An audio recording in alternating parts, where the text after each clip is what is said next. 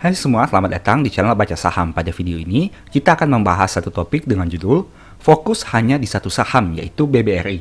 Nasib all-in rugi sampai dengan lebih dari 40%. Tapi seperti biasa, semua pembahasan ini bukan rekomendasi dan hanya informasi. Ingat, kerugian kamu tanggung sendiri ya. Apa jadinya kalau hanya beli saham BRI di portofolio, dan saat ini harganya sedang turun drastis? Bagaimana jika harga BRI tidak naik lagi ke angka 6.000 dalam 15 tahun ke depan? Kita bahas dari skenario terburuk. Seberapa besar potensi profit yang bisa dihasilkan jika harganya kembali ke angka 6.000-an? Kita bahas dari skenario terbaik. Nah, jadi dari video ini kita akan membahas dari dua persepsi yang bertolak belakang, yaitu pertama, bagaimana jika harga saham BRI tidak naik lagi ke angka 6.000-an setidaknya dalam 15 tahun terakhir. Apakah jadinya kepada pemegang sahamnya? Dan yang kedua, bagaimana potensi jika harga sahamnya naik ke angka 6.000-an? Tentu saja untuk setiap keputusan, kita harus mempertimbangkan dari dua sisi, yaitu profit dan potensi kerugian, sehingga kita bisa mengambil keputusan dengan lebih bijaksana dan tepat sasaran. Sekarang mari kita bahas saja terkait dua hal ini. Dan pertanyaannya, kenapa saya bahas saham BRI? Mengingat saat video ini dibuat, memang harganya belum naik terlalu tinggi. Masih berkisar di angka 4.200-an, yang mana dari yang awalnya sempat turun ke angka terendah di kisaran 3.800-an. Sehingga kita pertimbangkan bagaimana dampaknya terhadap pemegang saham yang mungkin membeli saham ini saat harga sahamnya masih berada di angka 5.000-an. Dan bagaimana potensi profitnya ke depan, serta apa jadinya jika harga sahamnya tidak naik-naik. Mari kita bahas saja. Inti dari pembahasan ini sebenarnya terdiri dari dua topik utama. Yang pertama adalah money management, dan yang kedua adalah dividend growth. Kita akan melihat bagaimana money management yang bisa kita lakukan agar supaya harga rata-ratanya bisa lebih optimal. Di mana jika kita sudah membeli di harga yang terlalu tinggi, bagaimana caranya untuk kita menurunkan harga rata-ratanya. Dan pada topik kedua kita akan membahas terkait proyeksi dividend growth-nya. Apa jadinya jika harga saham BRI ini tidak naik-naik dan kita hanya berharap dari sisi dividennya? Apakah itu masih worth it untuk membeli di harga sekarang ataukah mungkin sudah terlalu mahal? Mari kita bahas terkait dua topik ini secara lebih detail lagi.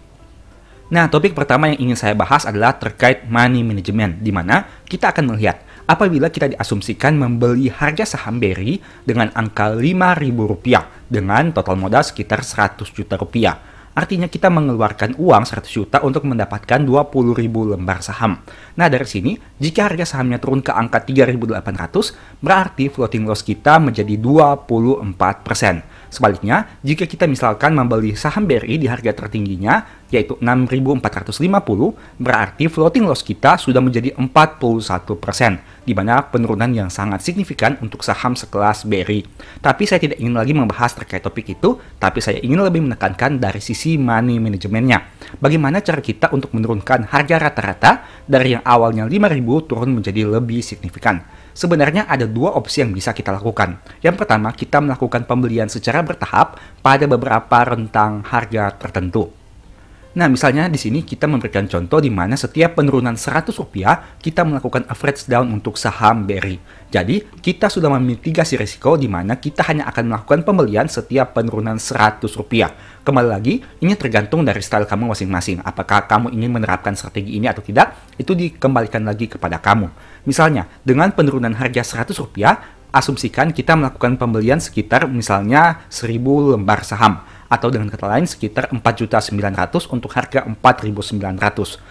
Nah, apabila metode ini kita lakukan konsisten dari waktu ke waktu, saat harga saham BRI turun hingga ke angka 3.800, itu artinya harga rata-rata kita menjadi 4.756. Dengan kata lain, terjadi penurunan yang cukup lumayan dari 5.000 menjadi 4.756.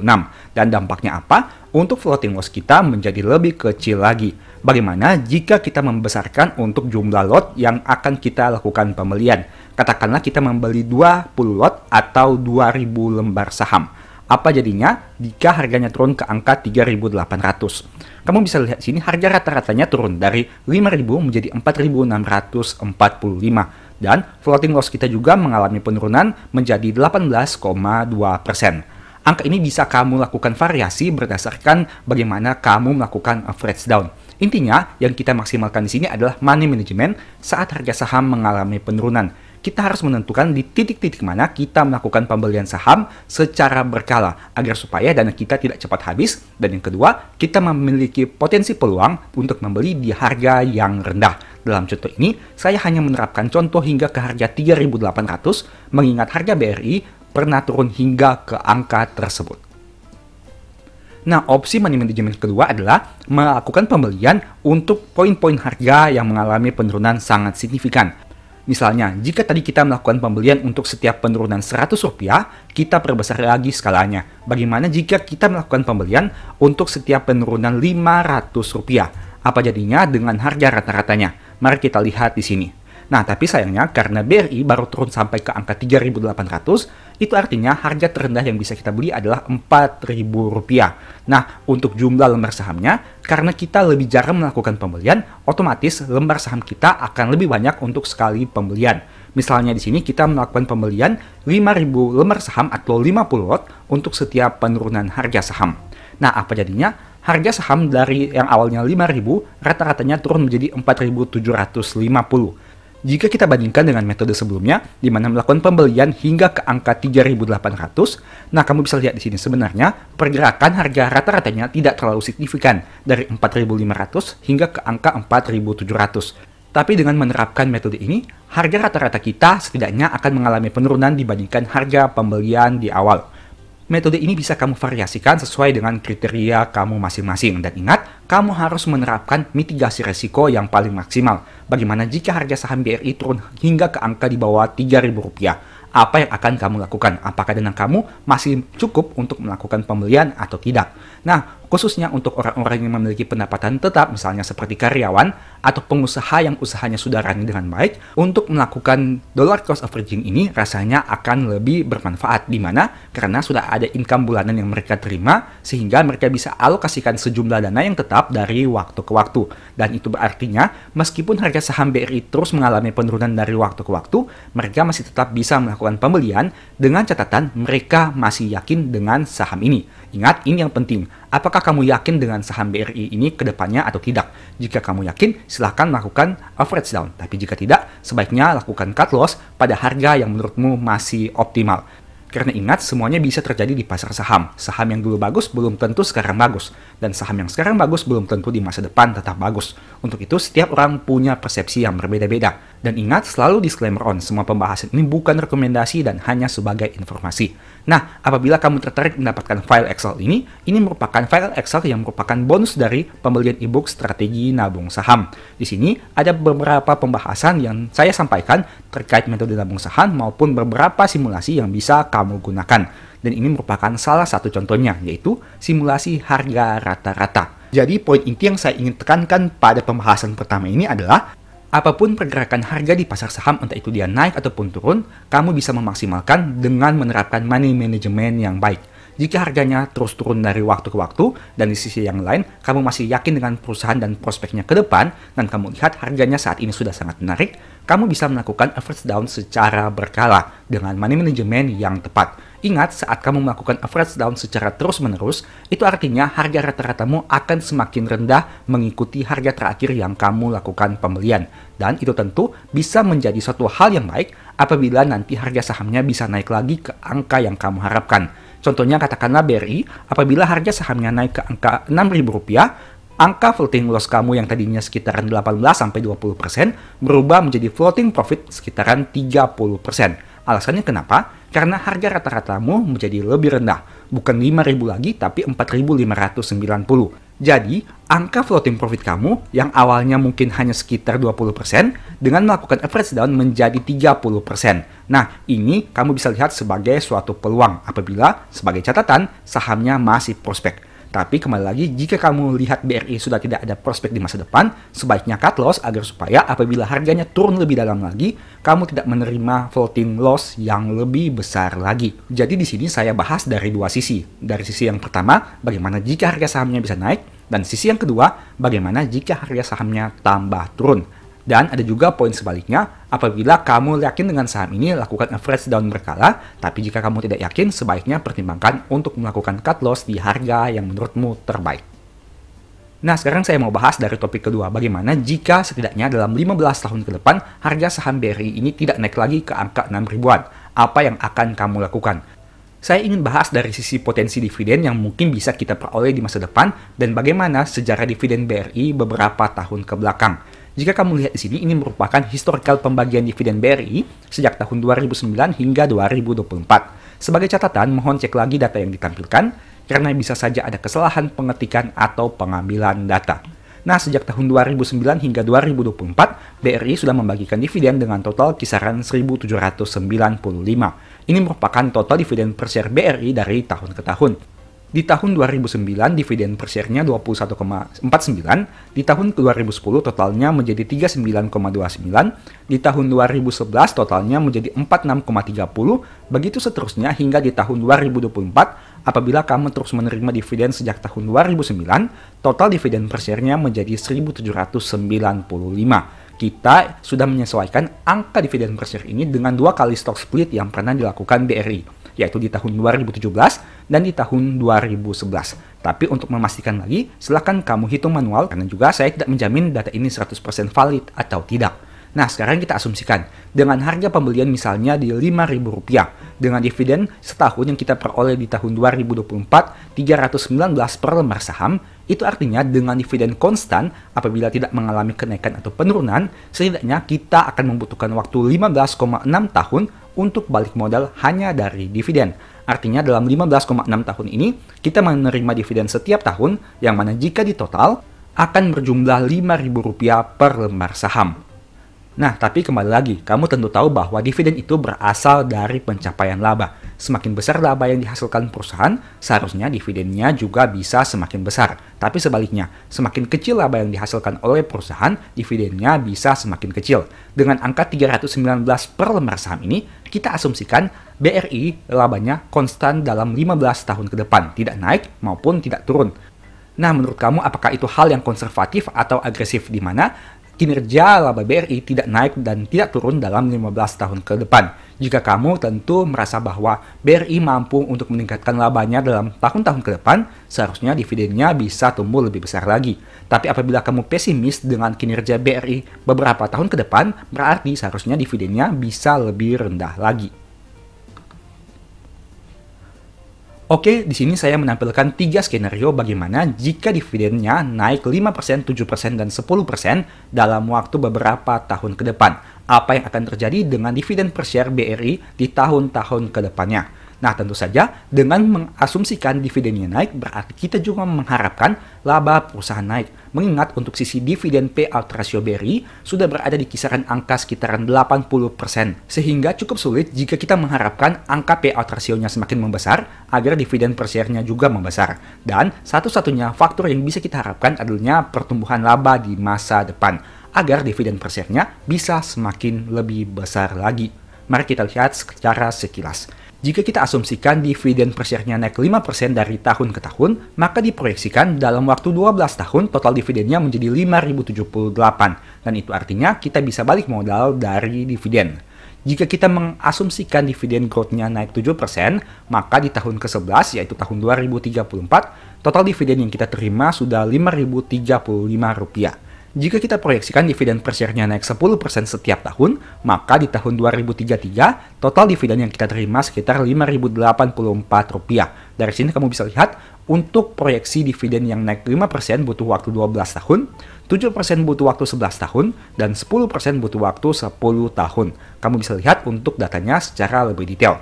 Di sini ada yang mau saya tekankan, di mana angka proyeksi kenaikan dividen per share ini dari waktu ke waktu akan juga sangat berkaitan dengan harga rata-rata yang kamu beli. Seperti yang sudah saya katakan tadi, apabila kamu melakukan dollar cost averaging secara terus-menerus, maka akan ada potensi harga rata-ratanya menjadi semakin rendah. Mungkin dari yang awalnya angka 5.000, kamu jadi memiliki angka rata-rata menjadi 4.500. Itu artinya, meskipun dividennya kita proyeksikan hanya naik 5%, jika kita total, untuk mencapai angka total dividen per share 4.500-an, sebenarnya kita hanya membutuhkan waktu 11 tahun untuk growth dividen 5%. Dan ini tentu akan semakin kecil apabila harga rata-ratamu menjadi semakin rendah. Untuk itulah, menurut saya, salah satu poin penting yang bisa kamu lakukan saat harga saham perusahaan bagus mengalami penurunan dan saat kamu yakin dengan perusahaannya di masa depan adalah konsisten melakukan dollar cost averaging, tentunya dengan skema pembelian money management yang sudah kamu perkirakan sebelumnya. Semakin sering kamu dollar cost averaging dan harga rata-ratamu semakin rendah, itu artinya potensi dividen yield-nya menjadi lebih besar, potensi balik modalnya menjadi lebih besar, dan apabila harga sahamnya nantinya mungkin bisa naik, potensi capital gain juga menjadi lebih besar. Tapi ingat, di saham selalu pertimbangkan juga risiko. Itu kita bahas dari sisi yang positif. Bagaimana dari sisi negatif? Bagaimana jika BRI nantinya mengurangi porsi dividen payout rasionya bukan 80% melainkan turun menjadi 50%? Bagaimana jika harga saham BRI bukannya naik tapi malah turun? Dan bagaimana jika nantinya angka dividen yield-nya menjadi lebih kecil lagi? Semuanya harus kamu pertimbangkan sebelum mengambil keputusan. Karena ingat, untung rugi kamu yang tanggung sendiri. Dari data ini kamu bisa lihat bahwa apabila kita asumsikan dengan harga rata-rata Rp5.000 dan misalnya angka proyeksi dividennya naik 5% setiap tahun. Di tahun 2035 diproyeksikan dividen per share BRI bisa menjadi 546 per lembar saham. Itu artinya dengan harga saham 5.000 yang kita kumpulkan dari tahun ke tahun, maka yieldnya menjadi 10,9%. Tentu saja angka yield ini lebih tinggi dibandingkan yield BRI saat video ini dibuat di kisaran 7%. Dan itu artinya semakin lama kamu menyimpan saham ini, semakin lama profitnya semakin besar, semakin lama dividen per share-nya semakin naik, otomatis dividen yield-nya juga bisa tumbuh dari waktu ke waktu. Dan hal ini membuka peluang bagi kamu untuk mendapatkan penghasilan pasif atau cash flow tahunan dari saham BRI ini. Tapi kembali lagi dengan catatan kinerjanya semakin tumbuh dan tidak turun. Dengan catatan juga kamu tetap yakin dengan saham ini. Apabila kamu tidak yakin sebaiknya ya di-cut loss saja. Karena ingat untung rugi kamu yang tanggung sendiri.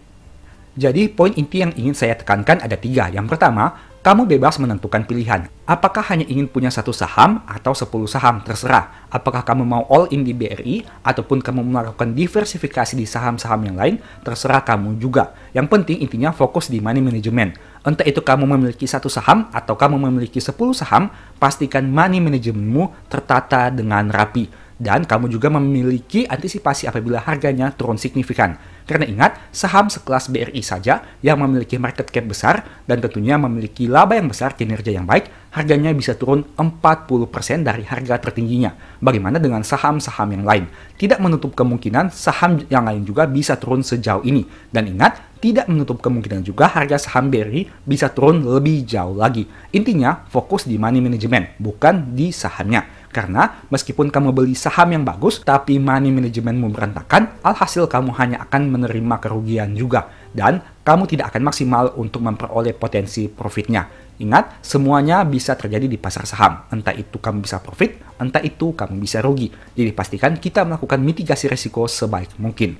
Kedua, jika kita bicara dari skenario paling buruk, bagaimana jika BRI tidak naik lagi ke angka 5.000 atau 6.000? Pada kondisi ini berarti fokusnya jadi balik modal dari dividen, seperti yang sudah kita bahas tadi.